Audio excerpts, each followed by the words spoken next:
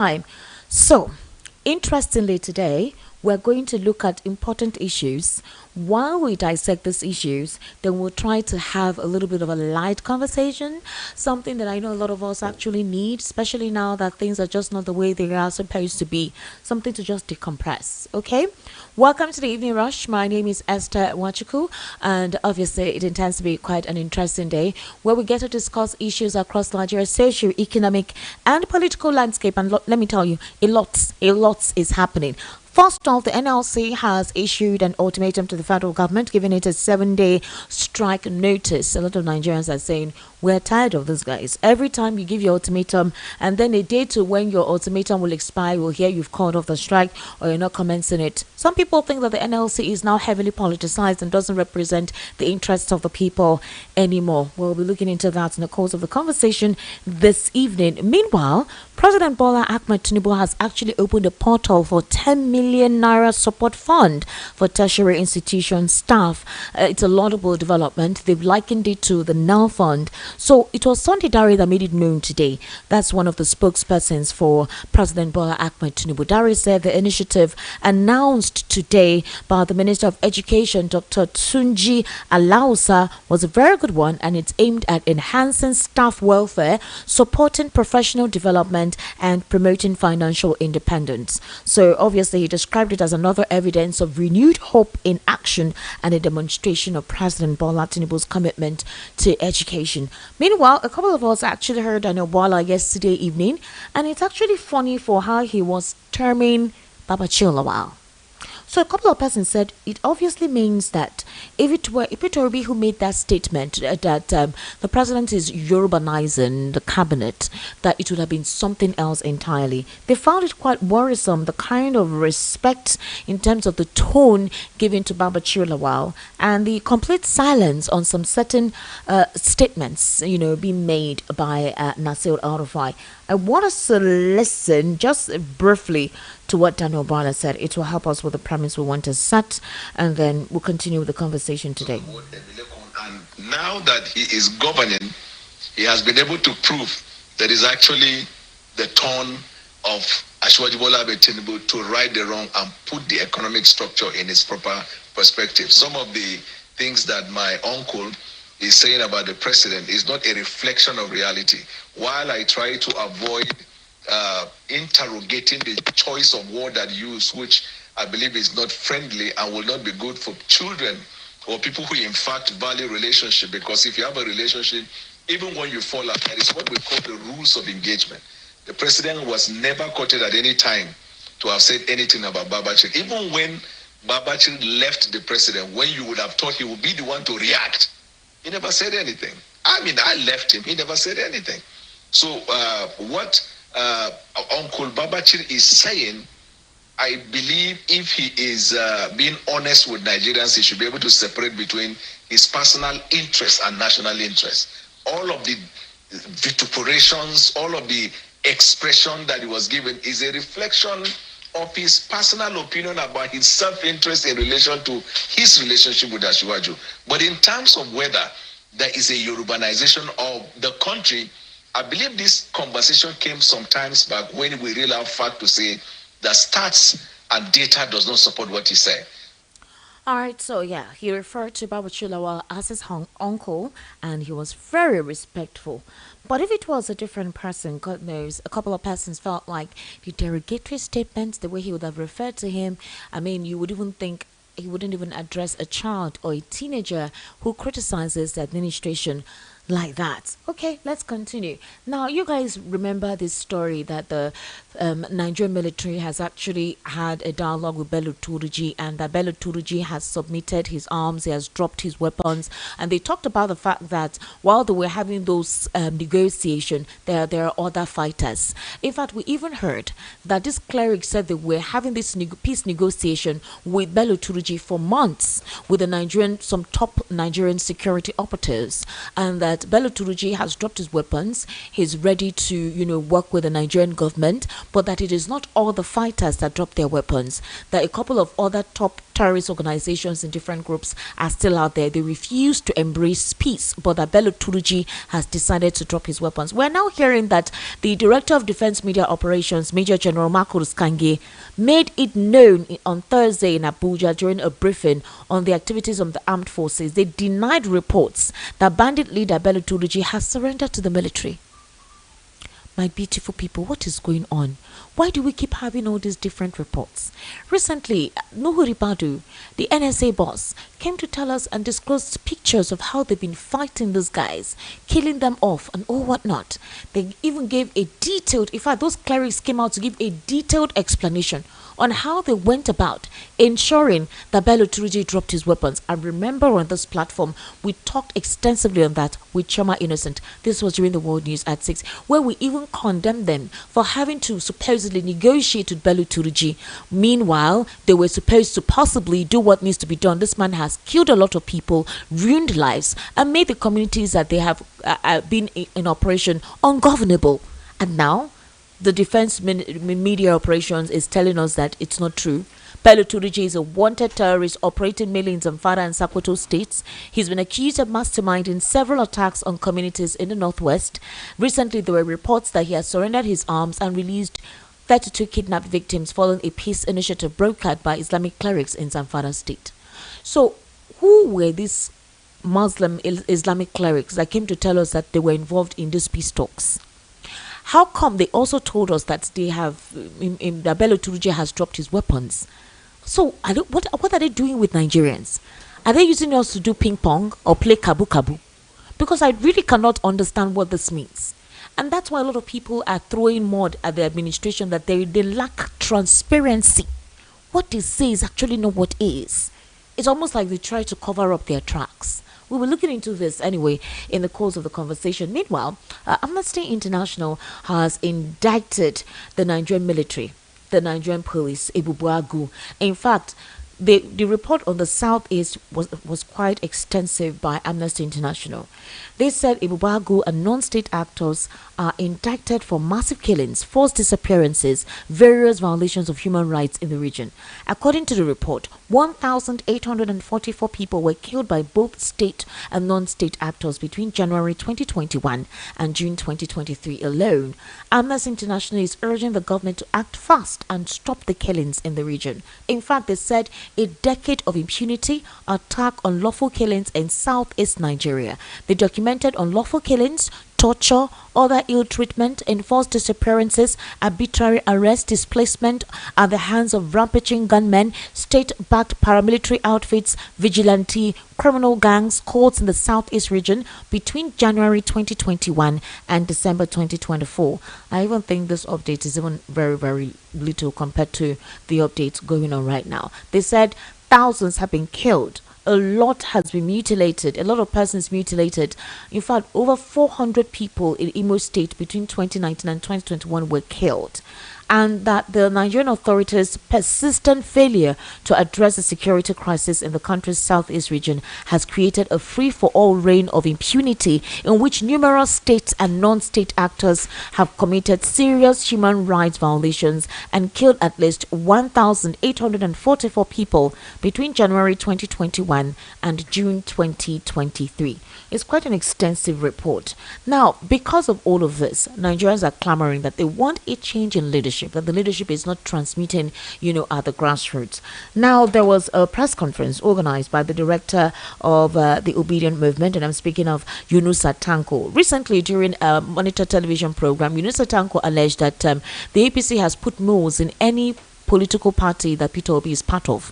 For example, he declared that the administration of President Bola Ahmed Tinubu also tries to create chaos in the Labour Party, create chaos in the ADC as well, and that there are leaks that the president is actually targeting him to ensure that he becomes a political orphan. Well, we're looking into that in the course of the conversation, okay? Meanwhile, let's take a brief listen to Yunusa Tanko earlier today. Nations and the birth of a new study for the rescue of our beloved nations and the birth of a new Nigeria. The Obedient Movement is excited to announce the launching of a new campaign. A new Nigeria is possible. Get your PVC and go mad. To go mad, acronym stand to get organized, make election rigging difficult. Let me repeat. Get organized, make election rigging difficult, which underscore our new focus as we head into the 2027 election season. It is our plan to mobilize millions of Nigerians into organized voting blocks, ensure that every eligible citizen has a permanent voter's card, and protect the integrity of the 2027 elections. To protect the integrity of the 2000 election and ensure more Nigerians participate in the democratic process, the Go Mad campaign has a straightforward mission. In every polling unit across Nigeria, every obedient will either lead or join a voting block of at least 100 Nigerians in their polling unit. We will work to achieve 100% of PVC ownership in each block. We will go door to door, help people get to registration points, and recruit 1,500 value-based leaders to run for offices under the Obedient platform as a gathering point. In 2027, we will turn our people en masse to vote out bad leaders, those who cannot give us good governance, defend the process with 1 million trained voters protectors, and use technology at real-time reporting, no more glitches, and proactive measures resist to make rigging very unattractive and dangerous to politicians and institutions, with delight in thwarting the people's mandate, just like we saw in the 2023 general elections. As Obedience, we believe that a new Nigeria is one where food is affordable, communities are secured, healthcare works, education equips our young people for the future. Rural areas are connected to markets. Women have equal opportunities. Business can grow without harassment. And the diaspora can return home with pride. For our children, it is about building a country where patriotism is not a burden, but a thing of joy. All right, that was Eunice Tanko there. Meanwhile, Ngozi Okonjo-Iweala has actually praised Bola Tinubu's economic reforms, describing them as a step in the right direction. Ngozi Okonjo-Iweala was at the presidential villa on a Women Exporters Fund for 146 Nigerian businesswomen. He after a closed-door meeting with the president today, she noted that the president deserved credit for his efforts so far, but stressed the need to prioritize measures that will stimulate growth. She says his economic reform policy plans are quite impressive and actually encourage Nigerians to always at least compliment the president that the efforts so far and what she has seen with his economic reforms are a right step in the right direction. She also used the opportunity to proffer other solutions through which they could accelerate the process. In other words, contravening what a couple of Nigerians are complaining about, including the opposition party members. Barrister Darlington Agumore is my analyst this evening. Barrister Darlington, good evening. Thank you for joining us today. Esther. How are you? Queen Esther. Thank you. How are you? We're fine.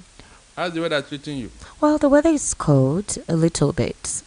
So, Barrister, I want us to have an agreement. We're going to have logical, inclusive, intellectually edifying conversations so that our blood pressure will not go high and then we'll not laugh too much as well.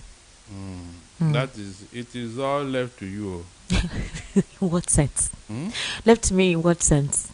Are you not the moderator? So okay. If you moderate me up, I will go up. if you moderate me down, I'll go down. Okay. So So it's the way I press control that you respond to. In fact, I will respond very well. Barrister Darlington. Yes. Barrister Darlington. Yes. How are you? My dear, I'm fine. Barrister Darlington, I don't know if you recall that on the 5th of August, we got a report that clerics brokered peace with Bello Turji and they secured the release of 32 kidnapped victims. In fact, according to what this clerics said, they said that based on multiple meetings with clerics in Bello Turji's hideout in Zamfara state, that Bello Turji had also promised they released 32 kidnapped individuals, pledged to halt attacks on local farmers following multiple meetings with, these clerics. He also said the agreement saw Turji surrender some of his weapons, marking a step towards peace in the troubled Shinkafi local government area. He revealed that the negotiations were held in July in the Fakai forest. It involved Turji and other key figures like Dan Bakolo, Black, Kanawa, Malam Ila. They all agreed to peace terms to allow farmers safe access to their lands. Now, based on how they disclosed it to us, they said these people are the ones terrorizing the access, and they all agreed to the peace proposals, one of which is for them to surrender some of their arms to show commitment to the peace process. Okay? He also said the freed persons, including women and children, that had spent about 4 months in captivity. Yusuf said the clerics were still trying to persuade Mr. Turji to accept total peace, but they did not ask him to surrender all his arms so as not to make him vulnerable to attack by other groups opposed to the peace process in the state. He warned clerics attacking Mr. Turji online that their utterances would only exacerbate the situation. He said that while the deal with Mr. Turji would not end terrorist attacks in Zamfara, the communities on his axis are enjoying peace. Then the cleric commended President Bola Ahmed Tinubu, the National Security Advisor, Nuhu Ribadu, the Governor of Zamfara State, Dauda Lawal, and Senator Shehu Buba for supporting a non-kinetic approach in addressing the security challenges of the area. Barrister Darlington, this was on the 5th of August 2025. Today is August 14, 2025, and we're hearing the Defense Headquarters denying the report that Bello Turji has surrendered to the military. My question to you is, do they think Nigerians are dummies? They continue to play keeping pong with our intellect and with our emotions. What is going on? Esther, what is going on is that terrorists have formed a parallel government in Nigeria. You can see it, that the terrorist leaders are holding meeting for peace with some clerics, Muslim clerics for that matter. Terrorists have formed a parallel government in Nigeria, so whatever you are saying, by the way, if you want them to disarm, what will they be eating? They have formed a government of their own. And the federal government of Nigeria is aware. That's why they are sending emissaries to them. But you not hear what I'm saying. What are you saying? They are now telling us that the man, they did not broker and he has not surrendered. I am coming. That's what I've told you now. I am coming to that. I said it initially that why should they even be negotiating for this thing? And they say, keep some arms. Give us some. Take some people. I will keep some of these people. They said the latest one is that they took away 16 people, Abi, and killed 3 people. The same told Jubelo. Now, Esther, you see, I have always told you that there is something behind this insecurity. Some people are using it as a political tool. It cannot be far from it. I'm telling you, because I wonder why the North will be ravaged by this insecurity, and all they are clamoring is political power. They have never made one frontal effort to confront this thing. I've never seen a day when Northerners came together and said, look, this thing is too much in our region. Let us address it. They have never. Rather, they'll be looking for somebody down here to blame. Imagine. They are looking for somebody to blame. And if I know politicians very well, they want to take advantage of everything. Everything that will favor them, they want to take advantage of it. So, Is the northern leader telling us now that part of their product is terrorism? Whenever they feel like they export it to whoever cares to have them. Take it to places where there is peace, to register their presence, to tell them that yes, we are very, very relevant in Nigeria. Unfortunately, the people that they are dealing with in the south here, they don't even know what is happening to them. Because I've said it. If I were this politician, I would be using this as a campaign that, look, you people have terrorized us so much. That means you don't even want Nigeria to have peace. Therefore, none of you should aspire to be president of this country. Yes. Anybody can campaign with that, and the North will not escape it. Barrister, but nobody is doing that. Nobody. It's not just even the North. I'm sure you heard me read out the Amnesty report. So far, how they describe the dastardly act in the Southeast. How they indicted the police, they indicted the army, they indicted the regional security outfit, Obibagu, non-state actors for massive killings, forced disappearances, various violations of human rights in the region. Barrister Darlington, some communities in the south is deserted, completely deserted. In fact, the terrible, it's so bad that they're occupying people's homes, people who have been afraid to return. Some people can't go to their farms anymore. The young productive boys have run away to other cities. They can't stay there. A couple of them that stayed have been killed off, or some of them have been forced to join whatever it is they are joining. And Amnesty International is asking the Nigerian government why there has been no concerted effort to actually work on this. The military men have been put on the roads, but they're not really curbing this. There's heavy military presence on the expressway, checkpoints, but they're not curbing this. There are state governors, especially in Imo State. In fact, that is the hotbed now in the southeast of crime and criminality. And the governor is laissez-faire, chilling. In Abuja. What is that? Esther, this particular thing that is happening is not for nothing. There is a purpose and a reason for it. Barrister, what is the purpose? Until they achieve it, nobody will rest. What is the purpose, Barrister? Is it the gas supply that is there? They have complete access to it. So why displace the community members? Why create unrest? Why make the land barren? There are two-pronged approach to this matter. You remember that in 2016, something happened in this country. When Buhari came into office, to tell you one of the major reasons, this man was desperately trying to do something that will cause a problem in Nigeria. That was when closed-door meeting started. Okay. First, it was this Kofi Annan from Ghana who went to Buhari for a closed-door meeting. That was U.S. Secretary of State? Good. Then the man from South Africa, Thabo Mbeki. Then Obasanjo now went. Did you ask yourself, why all this closed-door meeting? Nobody. It was after it looks like, what's his name? Buhari does not want to board that Secretary of State.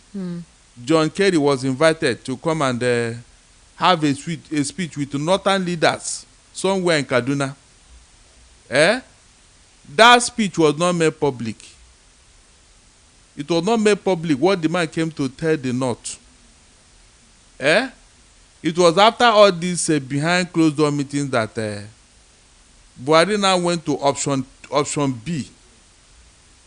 That was the same year he now included 940 million naira in our national budget, and he said he want to fund the Fulani herdsmen activities. We all raised alarm and said this is unheard of. He said it is to bring peace between farmer and the herder. Deceit number 2. We said okay, if that will bring peace, no problem. Oh yeah. From that time till Buhari left office and died, did you see one single ranch built with that money? Esther, do you see why I'm not happy with some of my fellow Nigerians? We left what we should be attacking and pursuing, and we are treating rashes. When this thing happened, Esther, before God and man, I raised an alarm. I said, this is trouble coming. Because At the end of that year, instead of ranches, what we saw was Fulani herdsmen carrying gun, AK-40, all over the place. Go and check the year they started carrying this gun. It was that year. Esther, it was that year. But people just dismiss it. That time, you dare not mention Fulani. Whenever you go to any of these radio stations or TV, they say, no, who told you that Fulanis? Just because Buhari is a Fulani. They were pampering them. They were, covering them. They were pretending about everything. Personally, I was told sometimes, never you mention Fulani whenever you come to this particular station. I say, but they are the one causing the problem. Say, who told you? Who else can be carrying gun and a cow? Who else? Esther, I told you that problem is coming. Is that not what happened? Throughout the Buhari era. Why didn't we tackle this? I've been asking that question. You saw this thing happening. Nobody faced it. Like I always told you here, it is better to pursue the black sheep in the daytime before nightfall. Is that not what has happened? Now they have become so big and so arrogant that you can't even contain them. They have invited more from outside Nigeria to take over people's home and all that. Yet, nobody is paying attention to all this. But every day, there is food scarcity. There is insecurity. But you know how we started. The people that are supposed to be the food basket of Nigeria, where are they today? In IDP camp. Yet, you are talking of food scarcity. Can you just imagine, my fellow Nigerians? Are we not supposed to be telling Tinubu, return these people back to their home state, let them go and farm, which is their traditional business? Esther, nobody is paying attention every day. This. What is Hope Uzodinma doing? At least Chukwuma Soludo has started with Agune Chimba, and they've actually been very present in combating crime. There's a reduction there. Hope Uzodinma was never assigned in Imo State to go and govern Imo State. There is a reason and a purpose for number 4 to become number 1. So the purpose is for him to what? Decimate the people, women and children, young teenagers. The minority judgment that gave him that victory. Justice Nwanze, who is now late, said it that you see this judgment, it will haunt Imo State for a long time to come. He said it. Because they knew that judgment was wrong in every facet. In fact, later, the erudite Michael Zekeme now went, did some research and produced evidence that judgment was wrong. And he went to Supreme Court to remind them with facts. Instead of the Supreme Court to look at it, they slammed him with a heavy fine. Amnesty said the Nigerian authorities brutal clampdown on the pro-Biafra protest from August 2015, which was the year former President Muhammadu Buhari emerged as the president of the Federal Republic of Nigeria. That 2015, plunged the southeast region into an endless cycle of bloodshed. It has created a climate of fear, left many communities vulnerable. Assassinations of prominent personalities and attacks on highways, security personnel and facilities are chilling reminders of the region's insecurity. In fact, the director of Amnesty International was the one who said this. His name is Issa Sanusi. He said that the government must stop turning a blind eye to the unlawful killings, arbitrary arrest and detention, torture, enforced disappearances, destruction of properties in that region, and that the authorities must live up to their constitutional and international human rights obligations. So my question is it not the obligation and the responsibility of the president and the governor to ensure that these killings do not continue? Why is that laissez-faire attitude there? And why is no one calling these men their attention to the discrepancy going on in that region? It is a project. A project of what? I need to understand. What project? To eliminate people, Nigerians? Is that the project? A project of a people that is like a dot in a circle. That is nonsense. Okay, you have said it. Oh yeah, now take action. In the first place, Esther, is it proper that one particular ethnic group will be holding the whole country to ransom? And we have identified the real culprits here. But what is anybody doing? Is everybody not afraid of the Fulani herdsmen, the killer Fulani? Is everybody not afraid of them? They've indicted the Nigerian military, the Nigerian police, non-state actors. Right now is Boboyani. So yes, the Fulanis are doing their own. The state actors, which is the military, are doing their own. They are even protecting these herdsmen whenever they strike. So who is your enemy now? You can see. That's why I told that it's a project. All manner of angles we are taking to achieve that aim. Those who didn't witness what happened in 1967 across the world, you can see it happening. Babangida said that it was because Gowon could not stop the killing of the Igbo. That was what caused the civil war. Is it not what is going on today, Esther? No, is that not the same thing that's going on today?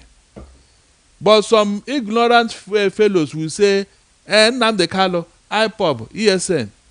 Look, if these people have not even risen up to protect it, it would have been worse than Benue and Plateau by now. I'm not joking. If they did not rise up to protect the Southeasterners, it would have been worse than Benue and Plateau. Who says it's not? When you're seeing communities empty, vulnerable. I mean, what is the point when you walk kilometers and kilometers, you don't see any living person around? At least they have not started occupying my own village. That's when I know that, yes, this is war. The Fulani have not started, they are still around the bushes. They have not started taking up homes, sacking people and taking up their homes.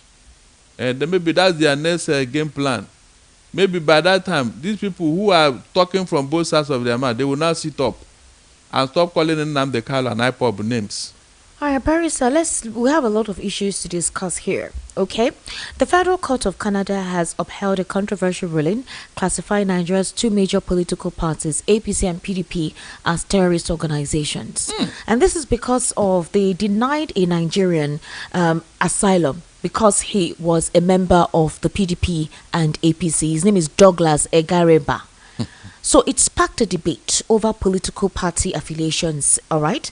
Now, on the 17th of June 2025, Justice Fong Ungo delivered a judgment dismissing Egareba's application for judicial review after the Immigration Appeal Division determined that his affiliations with both political parties made him inadmissible under Canada's Immigration and Refugee Protection Act. The ruling found Egareba's long-standing connections with All Progressives Congress and the People's Democratic Party to be central to his asylum denial. With Canadian immigration authorities citing intelligence reports linking both parties to violent political activity. Now, before you start thinking that it's something that is of recent, this is from 1999 to 2007. They said the court records reveal that Egareba was a member of PDP from 1999 to 2007. That was way back during the era of former President Olusegun Obasanjo. Yes. Before he joined the APC, where he remained until 2017. And then he immigrated to Canada in September 2017. So, the Minister of Public Safety and Emergency Preparedness argued that both the APC and PDP had been involved in political violence, subversion of democracy, electoral bloodshed in Nigeria, particularly in the early 2000s. Obviously, you know about the killings of Funsho Williams, you know about the killings of other political opposition members, the Bola Ige ballot snatching and all whatnot, which was even experienced in 2023 as well. Now, the court's decision heavily referenced PDP's actions during 2003 state elections and 2004 local government polls. According to evidence, the party allegedly engaged in ballot stuffing, voter intimidation, and even the killing of opposition supporters. But in 1999, 2007, the APC wasn't in existence. So why are they connecting the PDP and APC together? APC. APC was not in existence in 1999, 2007 now. Hold on. 2013, when APC was formed. From that time till now, has it not gotten worse? But the court ruling said from 1999 to 2007 that both political parties were involved in political violence, subversion of democracy. Yes, 1999 PDP, but APC emerged in 2013, 2014 thereabouts. Okay, but this guy was seeking asylum in 2017 when he migrated to Canada. So look at it, the connection. No, the court record, Agereba was a member of PDP from 1999 to 2007 before joining the APC, where he remained until 2017. As of 2007, the APC was not in existence. That's why he mentioned the PDP and the APC. You don't get it, Barrister I Darlington. get what you are saying. The APC was not in existence by 2007. Okay. Yes. So they came into government in 2013, 2014. That was when they formed. So which date is the court basing its judgment on? Which the court is basing its judgment from 1999 to 2007 before he joined the APC. Where he remained until 2017. These are the focus. On the PDP's role in 2003 election, they complained that they were engaged in ballot stuffing, voter intimidation, and even the killing of opposition supporters. Okay, now he was denied the legal battle because they felt like asylum deportation looms. Now, this is the claim of Akerba. They said the widespread violence among all Nigerian parties were rejected, with the court stating that such violence by the PDP was particularly egregious. The ruling further clarified that while Nigerian elections may have flaws, they still constitute a democratic process under Canadian law. So is it possible that it's not the APC they were trying to refer to, maybe other political parties, because APC wasn't formed? He said, oh God, he said 2007. He now joined the APC from 2007 to he remained there till 2017. So that means the years of APC has come into the mix. He came into the mix, yes. Now, but so what are you trying to remove APC? You mean they don't know what they are saying? The violence that happened in 2015, is it not enough to turn this country into something else? Or you think they didn't take note? No, was there no violence in 2015 when APC was issuing all manner of threat to Jonathan if he does not hand over? Or you do not see it, Abi? Even since that time till now, APC have doubled whatever they claim that PDP did in office. True of us. So why are you trying to make it look as if the court didn't know what they are saying? The records are there. It's like this thing they are doing now. Somebody is taking record somewhere. In the years to come, if they make reference to you, but this one and this one, no. That is what we call a digital age, global village. If you cough in your bedroom, Esther, it will be kept somewhere for you. Ordinarily, this lady that happened at the airport, didn't you see how they dug up everything about her from when she was even a toddler and all that? Everything was dug up. That is how, when you hear a global village, digital age, that is the meaning. Whatever you do, be conscious of it, because history will be beckoning one day. And then you'll be asking yourself, when did I do all these things? In fact, they have done worse things, so APC have done worse. But at least for 16 years of PDP, it wasn't this bad. It was only under APC that Nigeria saw their eyes with their ears. I would say their ears with their eyes. It was under APC that Nigerians saw what they never thought is possible in Nigeria. And you are telling me that these years will just be discountenanced by anybody who want to make assessment of Nigeria. Mention one infamy, mention one single infamy that is known to mankind that we have not witnessed under APC. Mention one. Every evil you can think of has happened, and more are coming. Esther, more are coming. Barrister Darlington, Denobara recently said that the President's Renewed Hope initiative is the best Nigeria has experienced so far in all the administration. He said what the APC has been able to, especially under President Bola Ahmed Tinubu, has been able to achieve in 2 years is way better than what any other administration will have accomplished in 2 years, and that more are still coming. He also made a couple of statements, in support of his principle. But I want you to take a listen to this. Let's listen to this. Maybe you called it his principle, Abi? Yeah. Okay. Will he defend me? If not his principle. Barrister Darlington. Let's listen to Daniel Bala here. Okay. They were trying to find a place. Majority of them tried to align with Alhaji Atiku Abubakar. The North Central, Peter Obi, used dangerous rhetoric and deceived the church. That he is going to take the country back to the church, and he got the number he could muster. You see this thing? This is going to be like I don't know how to describe it, but let me take you zone by zone. You see the Southeast, I guarantee you President Bola Tinubu is going to get more than 4 times, if not 6 times, the value of the vote he got. So because all the governors get 800,000 votes or 700,000 in the Southeast. That's what you're saying. No, he will get up to 2 million. But let me tell you, in the Southeast, yes. Where will he get that? Let me tell you why. How many votes are there in the Southeast? There are lots of votes. Yeah, but the question is that if Peter Obi is not on the ballot. No, Peter Obi will never. He's a director general in ADC, the coalition of.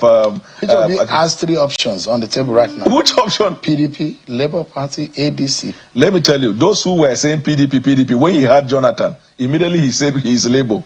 And why he's Labour? He said he swore he never said he's Labour. He is. He said ADC. Then he swore that he's Labour. As I tell you, he's not going to get a ticket in any of the parties. That is Peter Obi. Now, the problem now is that he might not even get the vice presidential ticket from the way things are going. But whether Peter Obi is a ticket bearer of the party, Peter Obi has lost more than 50% of his vote because they were not votes that were built on agenda and politics. They were built on rhetoric and division. And Nigerian people's eyes are open. That is one, Southeast. When you go to the South, when President Bola Tinubu came, most of the governors were PDP governors in the South. Tell me a state in the South that is not supporting Ashwaji Bola Tinubu. Barrister Darlington. Barrister Eze Eluche said that he's defending his principle. They will use all manner of psychological antics to what you call weaken the stronghold of Peter Obi. I listened to you this morning. Remember that very recently Peter Obi campaigned for Mr. Azuta, late Mr. Azuta's wife. He was in the Labour Party, but he was kidnapped and killed in December 2024. The wife is running under the constituency he was running with the ADC. And we saw him campaigning with her with the ADC cap. And everybody's there saying, oh, has Peter Obi eventually left the Labour Party? Is he now with the ADC officially? What is going on? Some people said if he doesn't try to resolve the Labour Party imbroglio, they're not confident of him in the ADC. A couple of people think that maybe he's confused or he's just trying to create distractions. Yunusa Tanko is saying that moles have been placed in anywhere Peter Obi is to make him politically irrelevant or a political orphan. Very recently, the person that Dano Bola referred as an uncle, that's Baba Chilawal, after disclosing that Peter Obi supposedly won the 2023 elections, which tallied with what El Rufai was saying. Remember, these persons were in the APC themselves. When he was asked the question, what about 2027? Do you see him as someone that is going to be your flag bearer, someone whom you think will... He said, well, they're still watching how things will be. As it stands now, the mistake that was made in 2023 by the APC for Tinubu's home states, Lagos and a couple of other southwest states, they have worked on ensuring that it doesn't happen. They've locked it down. So I don't want to say conclusively because it's a different thing you meet on election day. But with the permutation that Danobala is given, Southwest, saying that with Godswill Akpabio and the likes, Nyesom Wike South, you have the FCT as well, supposedly. It's the North that the president is trying to get a couple of states that are quite important to give him the win. He doesn't necessarily have to campaign in the Southeast because it didn't supposedly help him in 2023. What's your take, your logical take to this? Esther, the political environment is becoming more toxic by the day. Okay. No thanks to indecision by political actors. Who are these political actors that are indecisive? Every one of them. Because nature abhors a vacuum. The moment you create a vacuum, people will latch on to it. That is the truth. Remember that Atiku said that with the coming of Jonathan or whatever, that his initial proposal to go and take a ADC ticket will be put on hold indefinitely. That means up to today, Atiku that midwife the coalition ADC have not even taken a membership card. He's just there. He's just there. From some reports that we read, the reason why he wanted to announce, he wanted to do it like a fanfare when he was going to get his membership card and all, but it was stalled because there are issues between some obedient movement who also are complaining that they're not giving key positions and him. But again, we've not heard any of such statements from Atiku or from Peter Obi. People just think that maybe they're not addressing it directly, that there is something, but Esther, they haven't said anything. do you ask for position when you have not joined a party? Please. Their principal Obi, has he joined ADC? Is he not the one who's supposed to be campaigning for position for his members when he joined the party? Please. Are you saying you can't be in a political party and be part of a coalition? I don't understand. I'm asking you, Barrister Darlington. No, because you I mean think Peter Obi has addressed this somehow at a particular gathering that where what? he mentioned the fact that he is a member of the coalition for proper leadership, coalition that should question some certain government initiatives that are not people friendly. So he supposedly Look, explained all that. those rhetorics will come in when you have entered government. Esther, it is when you have getting power and you form a government that you can begin to correct these things you are talking about. You can't stay outside and you are telling me you want to correct. Get into the fray and correct whatever. You can't be outside and be telling us what you are going to do and what you are not going to do. Okay, Remember, Barrister. there is a difference between proposal and actual action. Listen to this. We don't want to do transactional politics. I was offered a lot by this government. I could have been anything, but that's not what it is. So that's it. Somebody asked about being fair. My sister, I live in this country. This country must change. Yes. Amen. Amen. Yes, amen. Bad behavior. Uncontrolled behavior. Okay, so in this particular gathering, he also talked about the fact that the coalition is meant to address some of the inconsistencies in government, corruption, bad behavior by leaders in government, wasteful spending. Since then, Peter Obi has been speaking. I'm sure if you go to his X account, you see him writing a lot. And as usual, the insults and derogatory comments that follows is the usual normal banter of the day. Very recently, he spoke against the trips, the spending activities of President Bola Ahmed Tinubu. Say, stop going on tourist visits when your country is bleeding. So are you saying that the fact that he's still part of the Labour Party and they're trying to resolve things with Nenadu Usman, waiting for INEC to legalize and officially recognize Nenadu Usman, that he cannot be part of a coalition? Instead of all this energy, all these speeches, I was thinking that by now, but he would have taken a position to consolidate on those positions, either in Labour Party or ADC.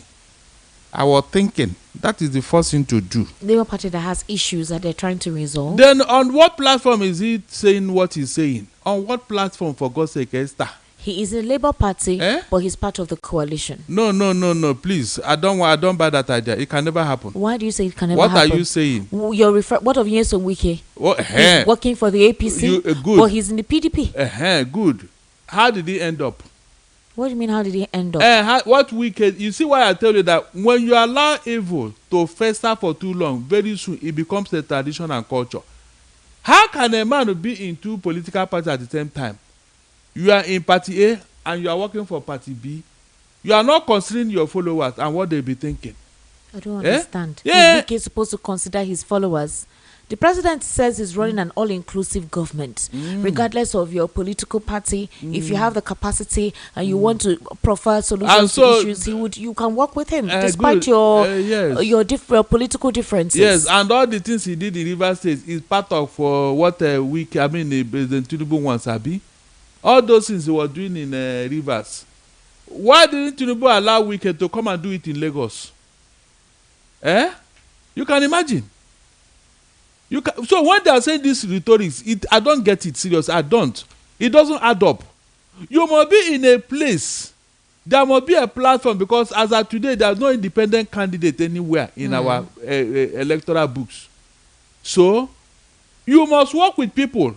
As a matter of fact, there is no saint under this sun. No, I hope you know. There is no saint. No saint, especially in politics. Obviously, there's no saint in politics. God said it himself that all have sinned and come short of his glory. So if anybody is looking for a saint to work with, then that person is not serious. Quote me.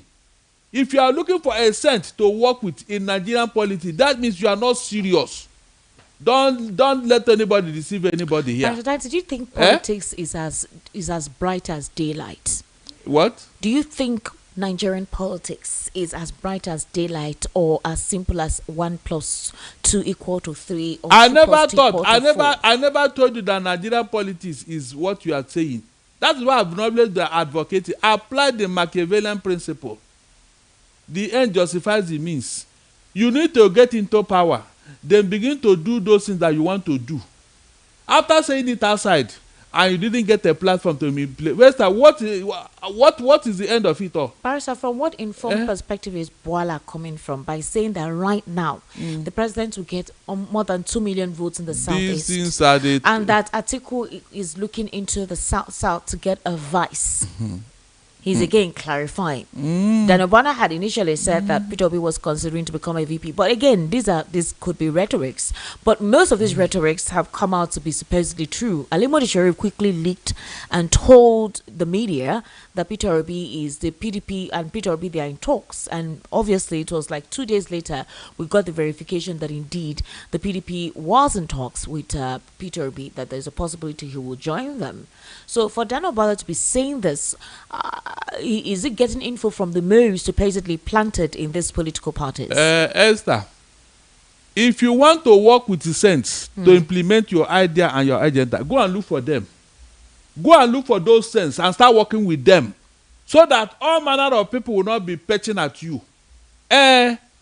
That's what I'm saying. You don't think that Peter is playing politics, deliberately trying to create a sense of confusion amongst his political opponents? Since I don't understand. What's his name? Yunus Atanko said anywhere he decides to focus and put his head, that the party, the APC, creates chaos. They put in moles, they leak strategic conversations, and create internal issues. Like how, for example, supposedly they're attributing the individuals in the ADC being invited by the EFCC as a political witch hunt and all that. Esther, have you seen a hot iron? The iron used to press clothes. When that iron is hot, can any fly perch on it? No, even a human being can't touch it. Are you serious? So what are you not saying? No, tell me, why are they doing this thing to this man? Who called for it? Tinubu with all the baggages, why are they not doing the same thing to him? Why are they not creating problem for APC? The Northerners and some Northerners and some of the CPC faction and their El Rufai, they're not creating problem for him. That's what I'm saying now. It is not at this scale. It is not at this scale. Are you getting what I'm saying? There are certain things you say. You now leave yourself open to your enemies. There are things you don't even need to say as a politician. Just work on those your strong points, strong areas of leverage. Work on them. Are you saying that he's not working on the strong points? I said by engaging, soliciting, consulting with certain persons in the areas that were weak for him in 2023. Esther, campaign have not started though. Don't burn your energies. Campaign has not started. Are you sure? No, hold on. Officially it have not. So if you they have started, even if it's not official. If you burn your energies now, what you will not do when the campaign proper start? You are telling your enemies your strategy when the football match have not started. Is that not what I'm saying here? All this it's not proper. By now, some people should have been, consolidating on those areas that will give them victory. Instead of waiting, today, Mr. A will call you. Tomorrow, Mr. B will call you. The other day, Mr. C will call you, dragging you here, right, left, and center. Why are they doing that? Why is nobody dragging Atiku? Tell me. Why is nobody dragging Atiku, who formed the ADC? Have you asked yourself that question? Look, there are ways you will do this in. Instead of they will be afraid of you, you will be the one telling them what to do. Esther, did you hear me? There is a way you will gather all these people, and manipulate their head. You will be the one telling them what you want and what to do, and they will be doing it in a jiffy. Pastor Darlington. So this idea that look, boy is coming. Tomorrow another group will come. Which group? I say another group. I don't know. They will come from nowhere and say, okay, since these people have disappointed you, this other one, come, we are going to accommodate you. Then propaganda will shift to that place, debate will shift to that place. Tell me, if you are in this position, what will you do? Mr. Darlington. So there are also complaints that the APC as a coalition, they don't seem united yet. And maybe that's the reason why these moles were successful in being planted amongst them. For example, they're contesting amongst themselves rather than being one voice. I don't know if you listened to Amaechi's X Space when he was talking about his ambitions. Now, a couple of people think that was a distraction.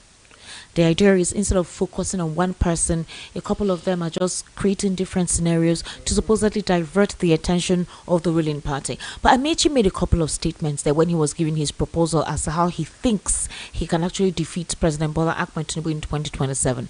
He said that he did not want to speak about Peter Obi, who says he's popular. But if anybody says they're popular, they should come and test their strength at the primaries. So they're going to have an open primary where every one of them will contest there. And if you think you're more popular, then you'll be able to test your strength there.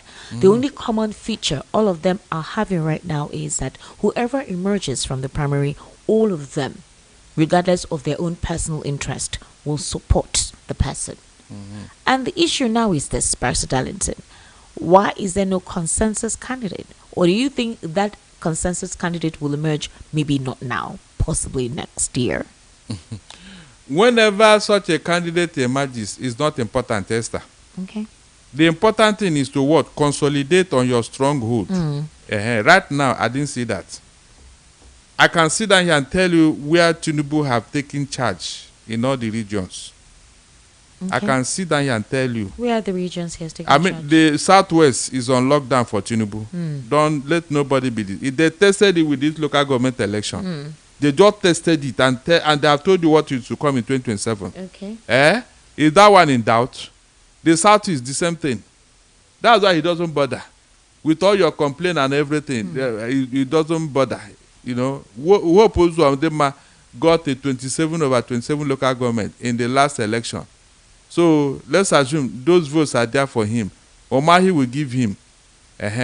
This other Soludo, of course, he has already told you that he will support Tinubu. That means while he's the governor, he may ask Abga people to vote for APC for Tinubu. Is that not true?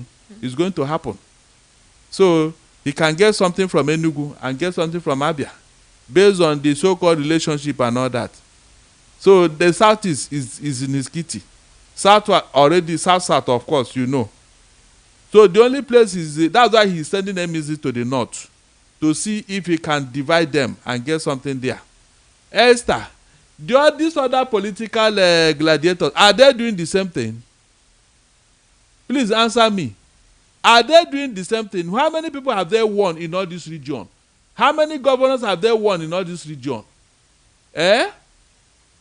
No matter the strategy, you cannot hide a 6-month-old pregnancy.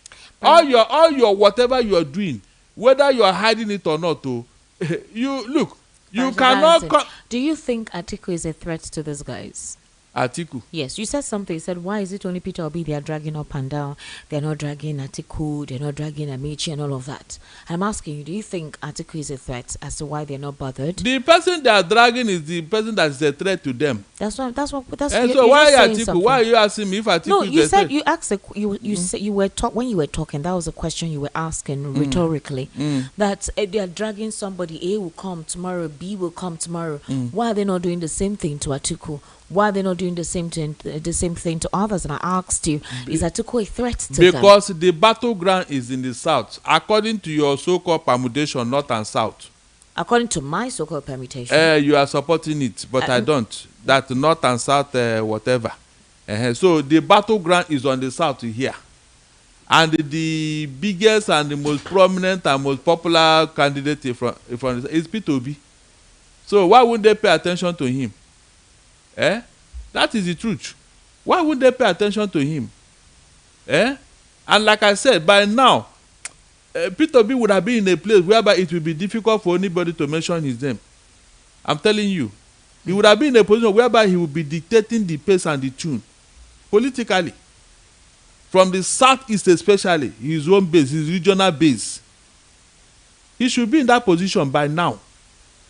You don't just wait and allow people to be telling you, come tomorrow. No, I don't agree. What is the idea for me? What is on the card? Will you give me ticket? They say no, you not jump to the other person. Will you give me ticket? They say no, you not go to the other person. Are you not supposed to have formed your own other party or group where you will consolidate, so that anybody that is coming there is coming to meet you? They will come and meet you, discuss with you. You will be the one dictating the time and the pace. Instead of people perching at you. Is that not the proper thing to do, Esther? Please tell me. Is that not the proper thing to do? So right now, I've been asked, where is your base? Nobody have told me. Which party do you want to run with? Nobody have told me. Can you run alone and defeat Tinubu? Nobody have told me, Esther. Are you telling me that this is not pertinent questions? You want to do it at the 11th hour, when other people have already taken spaces and all that? You think it's easy to dislodge a hungry Nigerian from the position he has taken? Somebody who gives him whatever. Except we say, okay, let us remain where we are until the kingdom come. That is it. But I know that it is a man that brings a change. One person will always bring a change. Whether we like it or not, it is a man that will destroy something. It's another man that will correct that thing. So how do you correct it? Even up to tomorrow, God is fighting with the devil. Their quarrel never ended. Up to tomorrow, God is still fighting with Satan. So it is not an easy task anywhere when you want to bring a change, because you are fighting a formidable opponent that have been digging trenches over the years. Speeches cannot win you. That man, he is not ready to hear your turenchi. Except you are ready to match him with action, he will not give way. He will never. Rather, he will be becoming stronger, because he has used his position to consolidate, to gather more followers. Esther, if you are doubting me, let Satan show up in the streets of Lagos today and see how many crowd are following him. Just right here, I am Satan.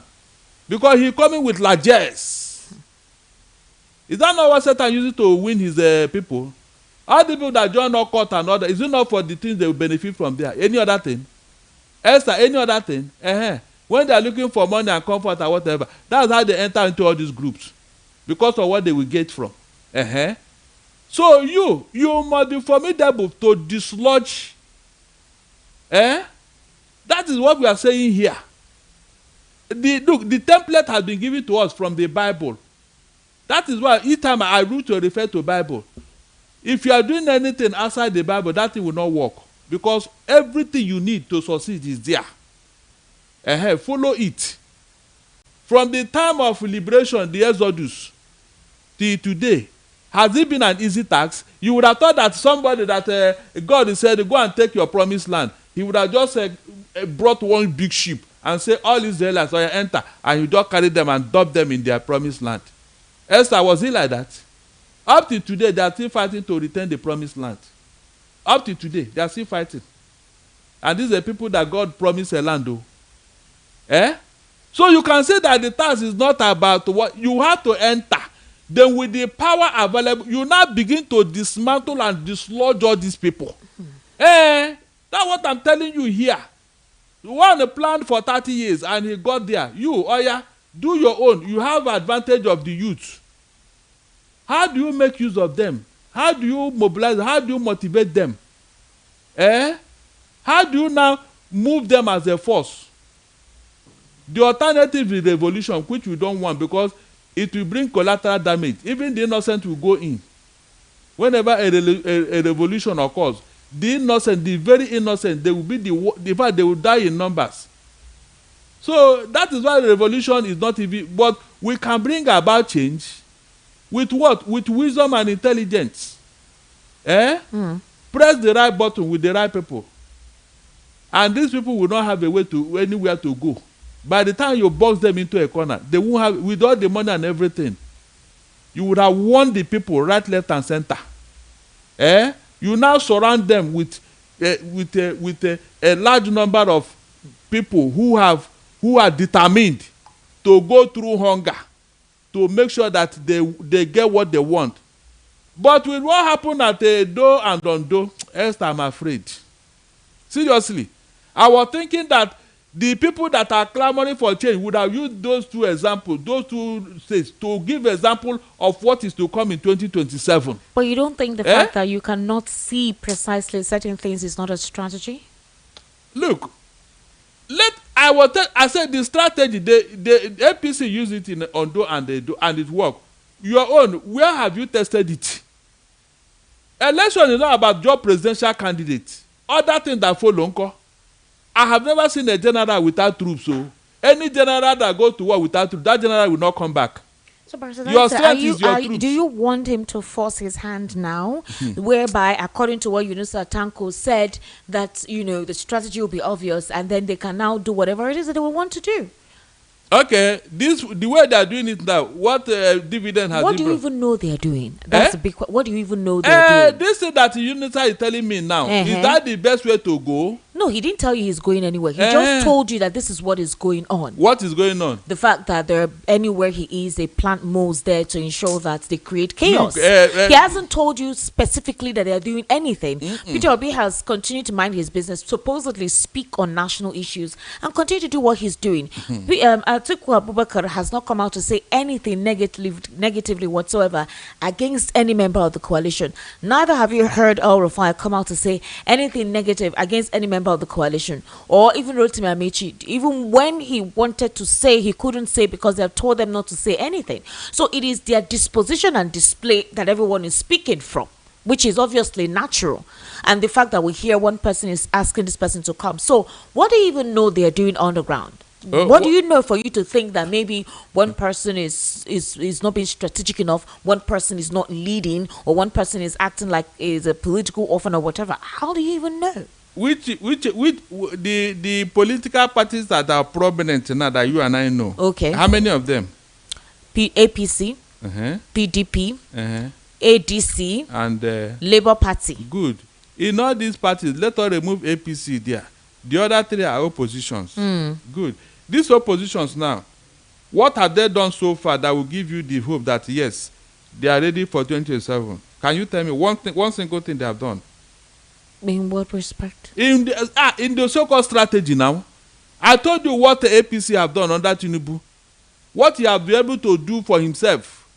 The people he's planting here and there, the money and all the things he's doing, the way he has been sweeping everybody into APC, and this is not strategy. And I ask you here, how many of these strategies have the opposition brought into play? I mean, how many governors have run to them?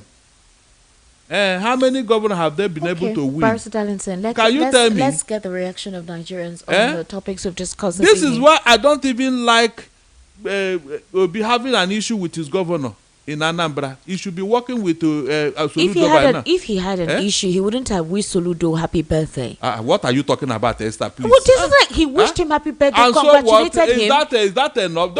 Is that not enough? Hold on, no. Anybody can tell you anything. Did Obi tell you he has issues with Soludo? Who has been speaking against each other between the both of them? Have you seen them having any political discussion? Barrister Darlington, have you seen them? Who has been spewing rhetorics and saying or what not against the other person? Have you heard a Peter Obi come out to say anything negative against somebody that is from his region? Have you heard him? Hold on, I want to ask you a question.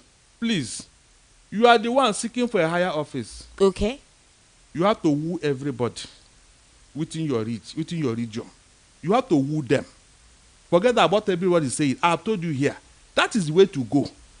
Tinubu that brought Boala into his you mean there is no other person he can select? Hold on, though. All these other people that abused him yesterday and are now talking, you think he doesn't know? That is the principle of a godfather. Go and read that book. When a godfather identifies you as a name, he will bring you closer. And know that out of his 10 enemies, he has won one. One is now with him. He will now use that person to get the other people. Yes. Yes, this political strategy. God will use it. Any other person must use it if you want to go far. Don't come and tell me you are a saint. You didn't see 1 naira from somewhere. These things are not relevant Did now. he tell you he's a saint? No, hold on. About telling us that they should go and all those things is not necessary. Esther. Telling us that you go and investigate me, go and do this. I mean, are you under investigation? Why are you telling it to your opponent? These things are not irrelevant, Esther. It's not. Yeah, they've been using it to indict me and make. No, it's not necessary. That you shouldn't say it as a political leader. This is too pedestrian. Don't say such a thing. Don't. All right. That's what I'm telling you. All right. The number focus to call, on the real issue. The number to call is 080-3692-9933 and the WhatsApp number is 0817-1756-338. 0817-1756-338 and the number to call is 080-3692-9933. Austin, how are you? Hello, good evening. Hello? Hello? Hello, Esther. Good evening, how are you? I'm fine, and you? I am fine, welcome. Yeah, this is Remy. Remy, Makoka. go ahead, please. Greetings to Barrister. Yeah, so how are you? If wishes were horses, you know the rest. As it is now, if I were to be OB, I'll mind my business. Until Nigerians show desperation that they really need a change, that is when he should probably take that chance. Until then, he shouldn't get himself killed. Obi should do this, Obi should do that. Are we showing that desperation? Any little thing, it will be like saying, now only obedient want good governance. If Nigeria gets better, it's only obedient that will enjoy it. We are Nigerians. So Obi should go and die. For which cause? Now him be Jesus. Do you know what it cost him financially to be doing all he's doing every now and then? Let alone his life. Yet it is not enough. What discourse will Obi have with Soludo, who throws stones at him every time? What political discourse will they have? How will they have it? It's impossible. We can see what is going on. So let's not pretend or be naive about it. We can see they can't have that discussion because Soludo is looking for a second term and is going to queue behind Tinubu. It's obvious. So should Obi go on his knees begging? No. So Nigerians should show desperation that they really need a change. Until then, Obi needs not to do anything. He should do this. We should go and meet Oliver the cook. What should he do? Thank you very much. He's doing nothing until Nigerians show that desperation. Thank you. 080-3692-9933. That's the number to call. Austin, please, can I get the phone? Hello, good evening. How are you? Hello? Hello. Yes, good evening. Welcome. What's your name? I'm Barrister Darlington. Well done, Mayor. This is Tony for Chicago. Oh, Tony. I forgot that voice. Sorry. Yeah. Barrister Darlington, today I'm going against you today. Okay. Your permutation did not work. If I can ask you a question, yes. How many governors supported Obi in the last election? Let's go back the southeast. Okay. Soludo was tackling Obi throughout the last election. What happened? Okay. Nobody, no governor. That man had no governor. And the southeast today, by certainty, if Obi is on ballot, he will get 100% votes from southeast. We know ourselves. Okay. We know ourselves. We're not cowards. Okay. And the only place you can talk about is Lagos.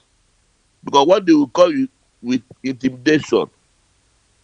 Do you think that Tinubu does not know he cannot win Obi in Southeast? He cannot get 25% in Southeast. They will not give him. No matter whatever the governor tries to do, they will not. The Southeast man will not do that because of intimidation we are receiving in West now, especially Lagos State. So in that place we are holding, Obi is not losing that, and Nigerians are going. Tinubu will lose more because Nigeria is suffering. Nigerians are suffering, even in the West. They will not do anything now, but during that time, unless something happened, all these things happened before. This man has not even a councillor. but he was able to prevent those votes. Who is Daniel Buara to say the team will get 2 million votes? From where? I like what the man asks, from where? How can he get it? Personality, you have people in the village, are they happy? Nobody's Do you happy. think they will vote APC? Start from your home, brother.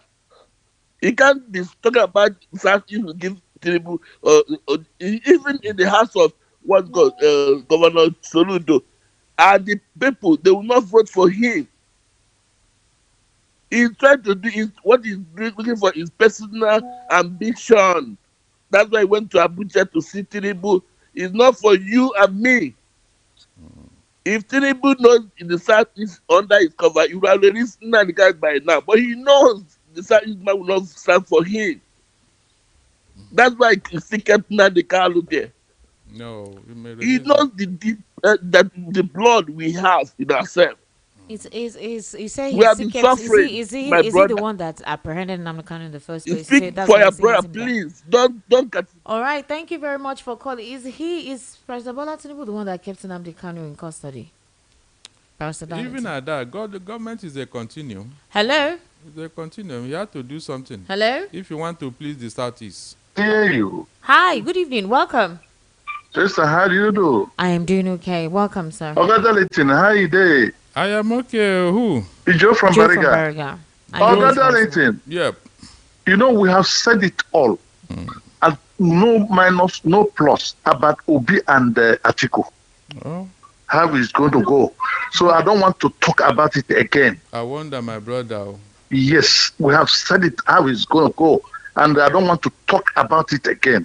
So right. Esther, please, sure. This APC inflationary figure, where are they getting it? This inflationary figure, where are they getting 21%? Where are they getting it? The biscuit they are still selling for 20 naira. It's still sold for 150 naira. I don't understand which statistics. How do they get this inflationary rate?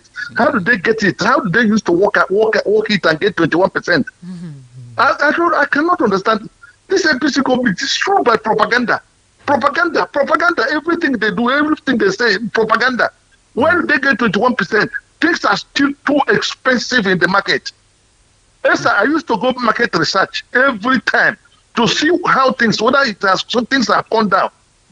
The rice still is the price of rice still something. Agari is still the same thing. So where are they getting this price or this index? Inflation has gone 21%. But you haven't got your Konjo Iweala. She said the policy reforms are good. The dollar is still rising. Our naira is still going high and high. 534, 1,535. It's still going. It's still going up. So where are they getting these statistics? Is it in the bush or is it in the moon? Look, APC government proper propagandists. Good evening, my dear. Good evening. Thank you very much. You By guys now, are talking about Turuji Bello. Nobody has talked about Turuji Bello. Esther, by now, you know what I was expecting? What? The Southeasterners should have come together and tell Tinubu, if you don't release Nnamdi Kanu, count us out of your election. Why will you? Count us out of your election in what sense? Oh, you really? Hello, good evening. But the North are making demand. Are you making any demand? Count us, that is, they should not vote. They should not participate in elections at all. No. That is his election, no. Which one? Okay, to vote for him. So you mean that you would... Yes, people should hinge their support for him based on one person. What is wrong with that? That's how to make demand. Yeah? The North are making demand, are they not? And Hello, good evening. Which one are you making? Good evening. How are you? Good evening, Esther Machubu. Good evening, sir. Welcome, please. What's your name? How are you, my dear? I am fine, sir. Zeren Nadi, it's been a very long time.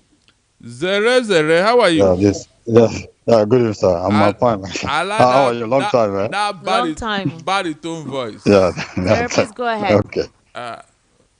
Well, let's allow me to add my voice for my time, man. Go ahead. Esther, concerning what Marisa Adalington was saying, concerning Soludo. Soludo, I think Obu is never enemy to Soludo. I don't know how it will be go to beg him or maybe make peace with him. Okay. Had it been the hard problem, At least you will have a use this thing and no, my dear, forget about this thing how that I offended you the other day. Then I will just listen. But what will you do? Nobody can even say exactly what everybody wants. So if Obi can go to that and say, Soludo, what will he tell Soludo? Well, Esther Mwachuku, Sir. can you hear me? I can hear you, sir. Okay, Esther Mwachuku, you see these Tinubu boys, why they come out every time to defend Tinubu is because Nigerian journalists are not doing their rights, their job. Had they been doing their job, these people will be even nobody even try to attend any invitation. Esther Mwachuku, look at what happened to the huge amount they said they disappeared in an NPC, which Tinubu is a minister of petroleum. And up to now, Esther, if it is here that I am, these people cannot, nobody will just sweep this on that carpet for 1 month, 2 months until this man resign. But these people will just come, they will interview, he called them to interview. Instead of to shoot that problem, touch them as if they ask them, called this Bayadanoga, ask him the same question. You see, they will not come out again. Nobody will just come out to defend Tinubu. They will just say Tinubu, be very careful, just find a way and they resign before this thing.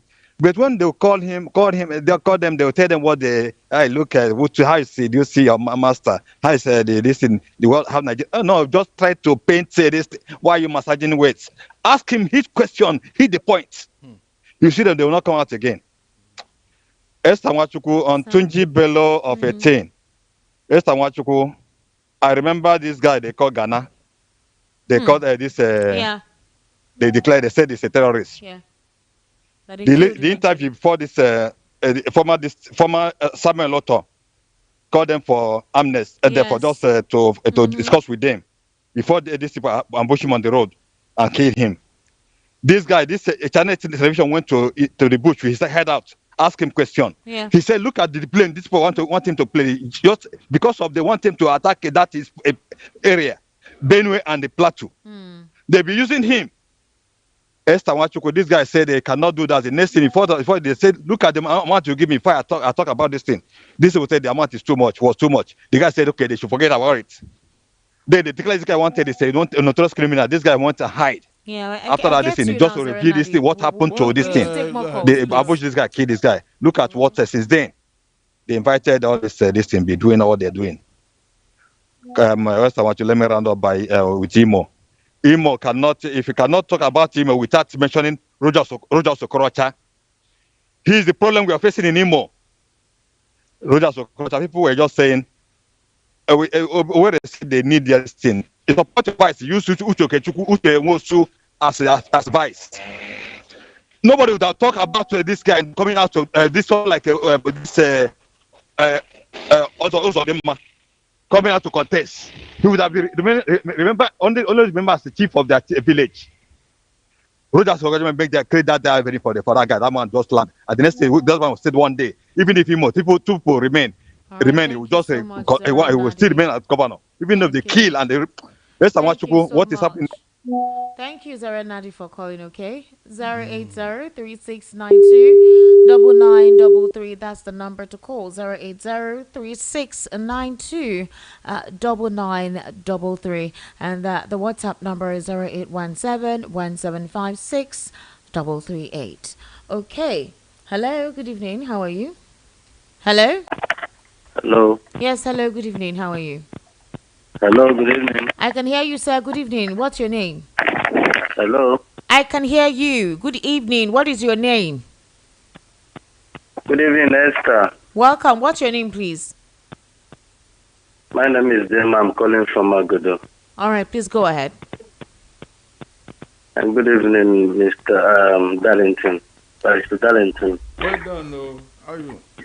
Can you hear me? Yes, go ahead, sir. We can hear you. Go ahead. Okay, a quick one. I understand the angle Mr. Darlington is coming from, saying that there is no evidence strategy from OB or the obedient group. But sir, I would like to draw your attention to the fact that we are not in government already. The obedience are not the ones in government. And there's no more they can do than what they are doing already. Okay, it's not even about people winning the election. Like it's more like for the people. It's about the people now. The hunger in the land alone is enough strategy. So I think maybe we've said this over and over again, like before the 2020 election, that is all about the people. We are going to make the change that we want. But after everything, it went the way it did. But this time around, we'll keep trying and we're not losing hope. All right. That's all I can say. Thank you very much. Hello, good evening. How are you? Hello. Hello. Hello, I can hear you, man. Yes, good evening. What's your name? My name is Phil. I'm calling for Your name is what? Chibuzo. Chibuzo. All right, go ahead, Chibuzo. Where are you calling from? Ichegu. Hello? Ichegu. Are you using an earpiece? You're fading No. out. Hello? All right, 08036929933. That's the number to call. Hello, good evening. How are you? Hello. Hello, welcome. What's your Hello. name? I can hear you. What's your name, sir? It's Koboko. I greet you, Mr. Darrington. Thank you so much, Koboko. Please go ahead. Esther, what is happening in Imo State and the South is happened 14th of January 2020 when they remove number 1 and put number 4 because of Oriental land for Fulani. Coupled with the battle of the pattern between Okorocha and those of them. What happened that 14th January 2020 have caused pogrom, technical and selected ethnic cleansing of a tribe, including Nigerian Army, police, all of them, that is causing this pogrom in Southeast. They brought 3 to Kano, May 2021 to kill boys that were innocent, brought Abakari and brought foot soldiers and 90 checkpoints to maim them. Why is Fulani, if you can face to face without people that are sponsoring them? Where is the 400 terrorist sponsors name that are sponsoring terrorists? Are you hearing me? Yeah. Thank you. Concerning P2P, they are just they use P2P to do it. If I'm him, I for some making to say they look at them. But it's very, very, very unfortunate of what is happening. Nigerians are not talking tough on electoral reform and on governance. Esther, from production, I'm no longer producing. I'm into entertainment. People are not using 1,300 to buy beer. All the boys in water is empty. Because you go use 1,300, buy Ogo, 200, Ogo, 300, Elare, Oye, 300, buy matches, buy salt, and put for Bele. That is what we are facing now in water. No food, no nothing. Are you hearing me? Yeah. It's also me. It's a problem because I'm managing. Parents, when they come, the rise off, they cannot come again because INEC is using their glitches and ages and the network. Their children are failing. So how can the best way children will fail? We write again next year, we come and patronize you. Are you hearing me? Yeah. It's very, very unfortunate that this is not the country I saw 80s and the 90s and presently. But it is unfortunate that INEC and the judiciary is not independent. If you say they are independent, all these two are where my professor Darrington will work if they are independent.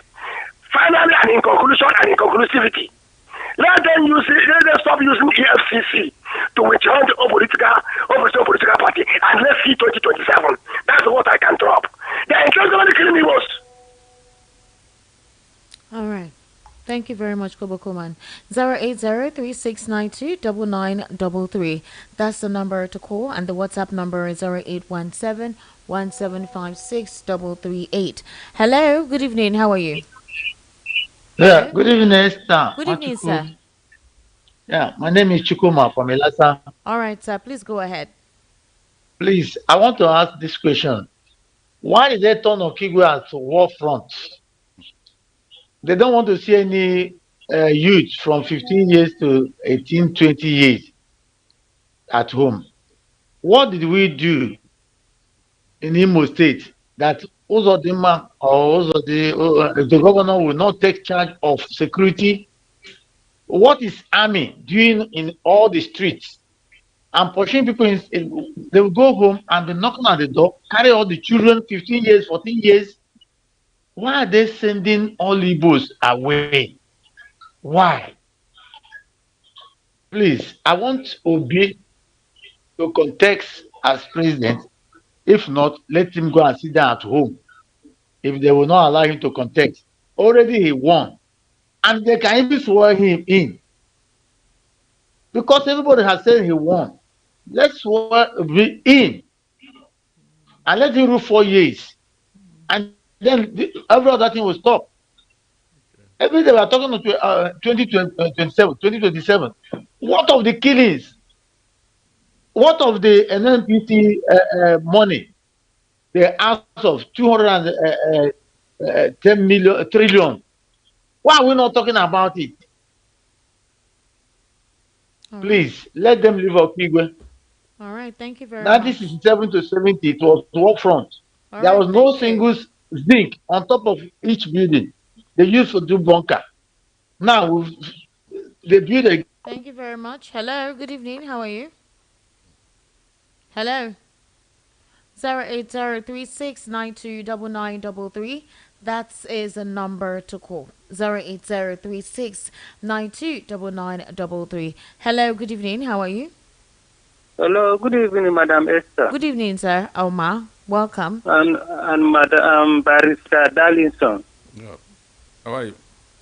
Yes, my name is Moses. I'm calling from Lagos, Lekki. Okay. Go ahead. Hello? Yeah, go ahead, okay. sir. Go ahead. Okay, I want to talk about this insecurity.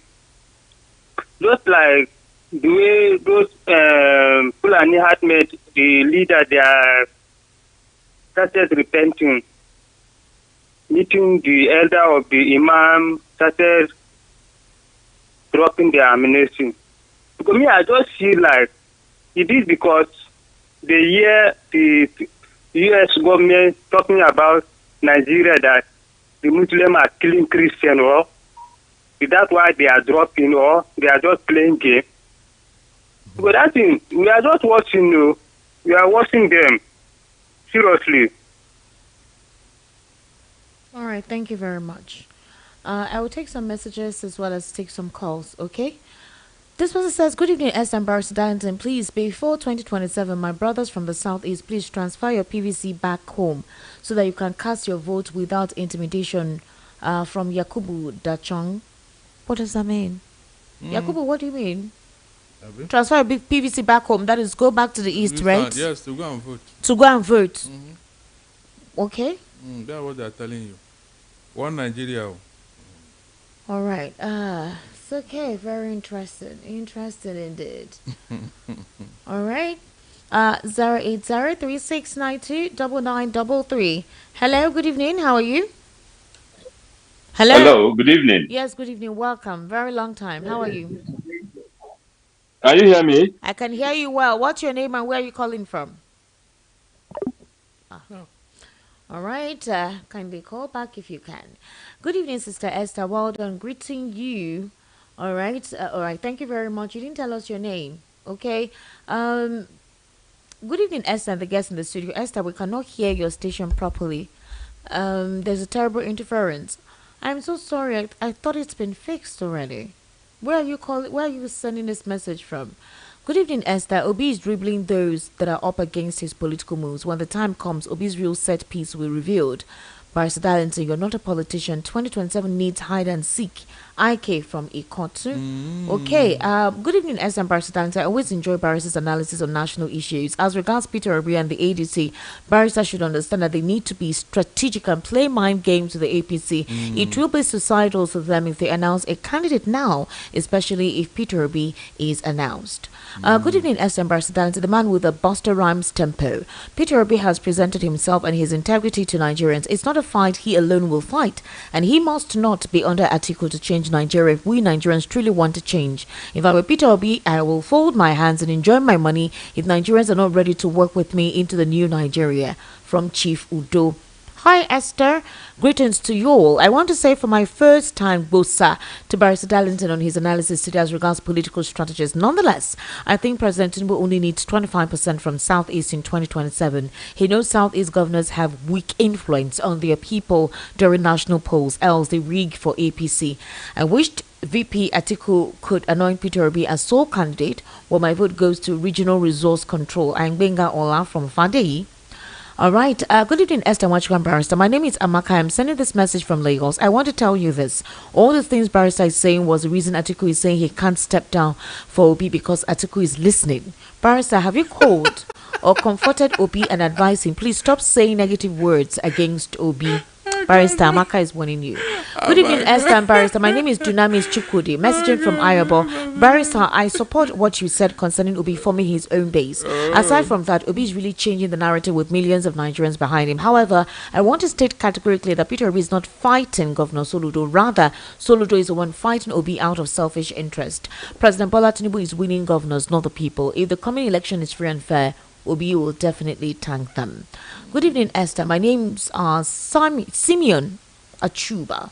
Esther, my question to Barrister Darlington is, if Atiku is supporting his own ADC and he has not picked ADC membership tickets, how then is he, Darlington, criticizing Peter Obi for not officially joining the ADC? Again, do you know that if ADC goes through transparency, which is a must, Rotimi Amechi will floor Obi in a primary, even if Atiku bows out for South to complete their 4 years?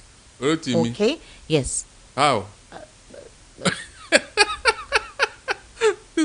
Somebody says, Chris from Orile says, Esther, why are you always against the release of Nnamdi Kanu? I don't know why you take it personal each time Nnamdi Kanu's matter is being mentioned.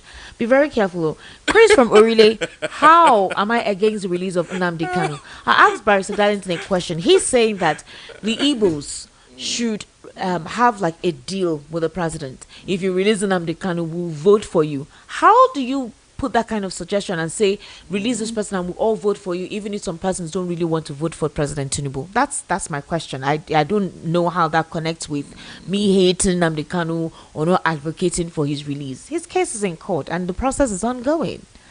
Good evening. You guys are too sentimental. Trust me, you're too sentimental.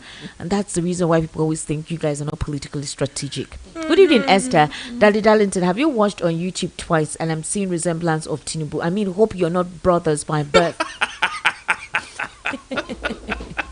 Yeah, wicked man. Yeah, you're doing well, sir. Mommy, evidence from 7 and 8. How that is able to be very careful.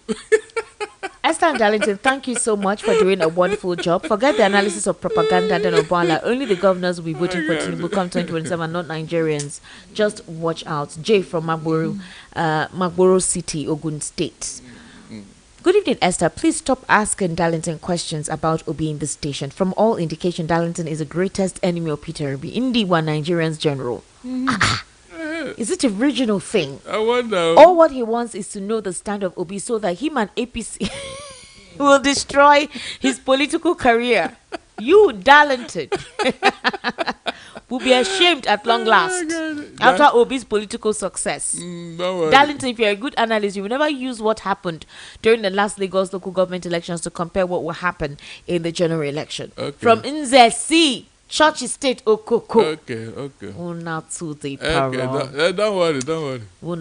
Para. Don't worry. No be talk, na action. No. In 2027, they will change automatically. Good evening, Esther and amiable Barrister. Anyone that votes APC 2027 with this hunger, killings, case, bad economy need to be tested in psychiatric hospitals. Seriously. No matter the hope and deceit by APC, no reasonable man should believe APC government. We're really tired. Interesting. Hello, good evening. How are you? Hello. Yeah, good evening. Good evening. Oh, how are you? I'm good. You? I'm fine. What's your name? This is C2 calling from Freighter and Solilon. C2, welcome. Biko, don't shout. Go ahead. Yes. Esther, let me take it one by one. Okay.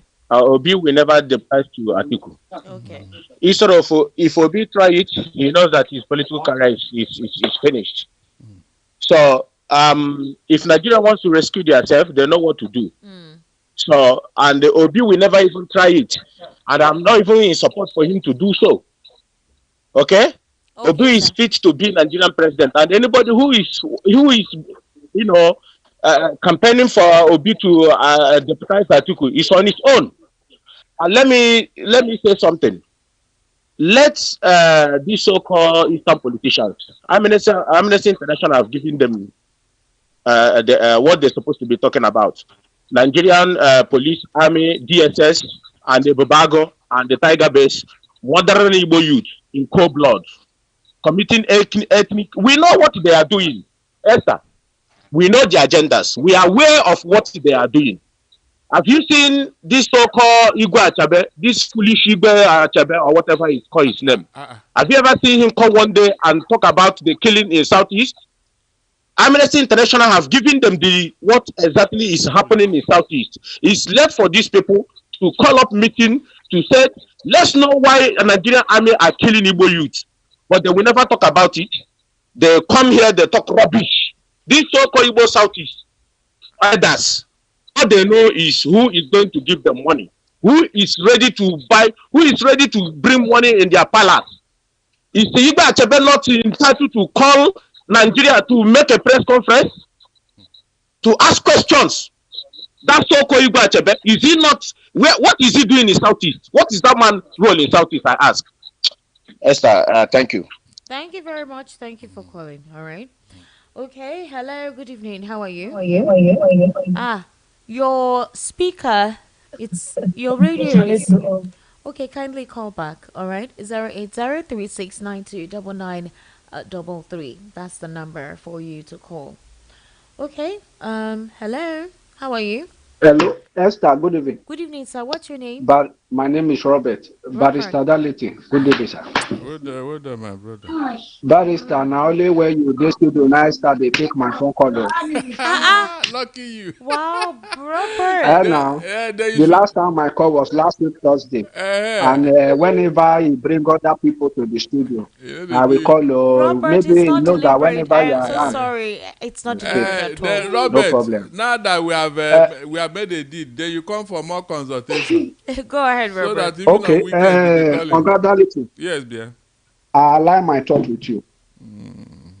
The reason why I say so is that Obi, as we speak, does not have a dwelling place. If you are a hunter, you go outside to fight, and at the end of the day, would you come to your house and sleep? Where can Obi measure as we speak now? Okay, this is where I have dwelling. Let me, all the people that are supporting me, this is where I am, or when the time comes, vote for me in this place. Obi cannot measure that place. That is what Mr. Dality is trying to talk about. Another issue I want to talk about is the Eastern. I'm married from there, I'm from Delta, but I'm not happy with some of their leaders, particularly the governor of Imo State and what is his name, Anambra State. You understand? Your brother is in incarceration, and you are going to Abuja to go for your own personal selfish interest, instead of you to say, okay, this, as Ogadaleti said, this man should be released. You are not doing that. You are going back to do eye service so that you can go for second term. All right, what is the meaning of that? Thank you so much for calling. Thank you, my brother. Thank you very much. This person says, hi, sir, please tell Barrister Darlington that silence can also be a strategy. Why? Because of the spate of moles being planted by the incumbent party. When dealing with a powerful and lawless opponent, you need to guide your strategy jealously. There is still time. Patience, patience, patience. From Tony driving to Agege. Oh, Tony is on the road. Good evening, Esther. I hate it when a full-grown man and an elder talks from both sides of their mouth. He should bow down to Soludo. He should bow down to Wike too. All right. Okay. Esther. Para. Did I say bow, please? Did Para. I say bow? So you should work with him. Can you please, imagine? this issue about Obi, this Obi is becoming annoying. We must be very careful how we push this man called Obi. He's very intelligent and calculative. He's tactically, he is tactically and do not want to make swift but wrong decisions. Let us leave him alone. Innocent from Oshodi. VOP has wonderful listeners. We will marry Emanson, the Ibom air girl, for Barrister so that his soul will calm down. Oh, please, hurry up. All right. You have been saying all these things against Fulanis and you still want another Fulani in 2027? Okay. Is there any law that said they should no longer contest? I am saying that the political leadership should make it as a campaign issue, especially people from the south. Ask the north, why are your boys all over the south killing our people? Good evening, Esther. Please, I want to tell Barrister Darlington is that if he doesn't know what to say about Peter Obi, let him calm down for Jesus. If there is any of them that does not have cockroach in their cupboard, let them also come out and clear the air as Obi. Let's see. Why should Soludo be envied and jealous of his brother, for God's sake? If at all Tinubu and Soludo were 5 and 6 or bread and butter, why didn't him Soludo talk to Tinubu to tease his brother, Nnamdi Kanu, his brother, and forget about chasing Obi? Brother rising against brother is the highest order. Okay, they're all scared of Obi because as soon as he gets to the seat, Obi will open their bum. All right. Okay. Good evening. Why can't call from abroad during your program? You can call. Who says you can't call? We have been receiving call now. Tony called from Chicago. Hello. Good evening. How are you? Hello. Hello. Turn down the volume of your radio. What's your name? My name is Sunday. Calling from where, Sunday? I'm calling from Japan. From Japan. All right, Sunday, please go ahead. Okay. There is something where City should talk. Please, ask City when they talk about the governor killing people. Is he no longer Simon Ekpa killing people? I wonder. Now, you don't turn it to governors. Citus, remember what you talked last. He said that Simon Ekpa will be the problem of Nigeria. Igbo. Now, you no longer Simon Ekpa. Igbos, You yes. and the barrister, Dalentry, all of us now, we know the gang group, we know what they do. We know everything. The hatred of Simon Ekpa, all of us now, but tired for it. Not tomorrow, not tomorrow. Simon Ekpa is coming out. Are you serious? All right, thank you very much. Oh, Good evening, VOP. My advice to Peter Obi and the obedient family is that he should not pay attention to Daniel Bola. His recent comments seem more like an attempt to discredit Peter Obi, and he comes across as driven by jealousy.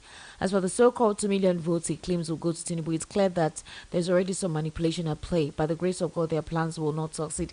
I was even expecting Bola to address what Babachio Lawal, his uncle, said about Peter Obi winning the elections. No, they won't say that. They won't.